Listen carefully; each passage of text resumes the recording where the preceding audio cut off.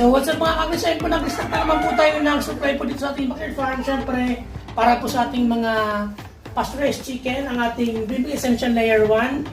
Then siyempre, itong Bimig Integra 2000 po para sa 1 month old to 4 months. Ito yung ginagamit ko. Then since po mayroon akong mga sisiw na bagong pisa, so ito po yung ginagamit ko.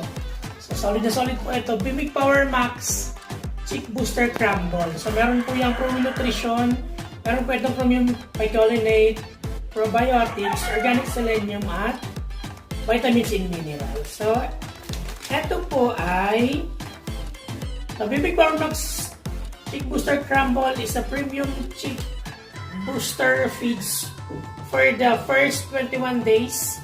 It contains high levels of energy, protein, vitamins, and minerals to give the best nutrition and protection during early stage of growth, and is packed with immunity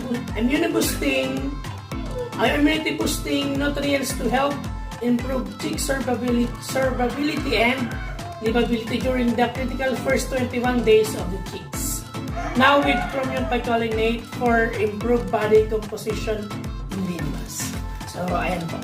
Kung meron po kayong mga panabong, so ito po yung recommended kong ipakain nyo sa inyong mga panabong. Ako nga po kahit mga heritage chickens lang po, ito yung ginagamit ko.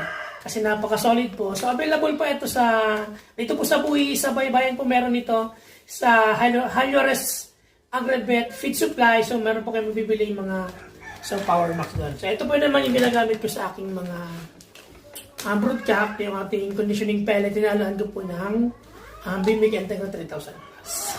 Siyempre ito yung binigay sa atin ng Bimig na napakagandang lagyanan po ng feeds.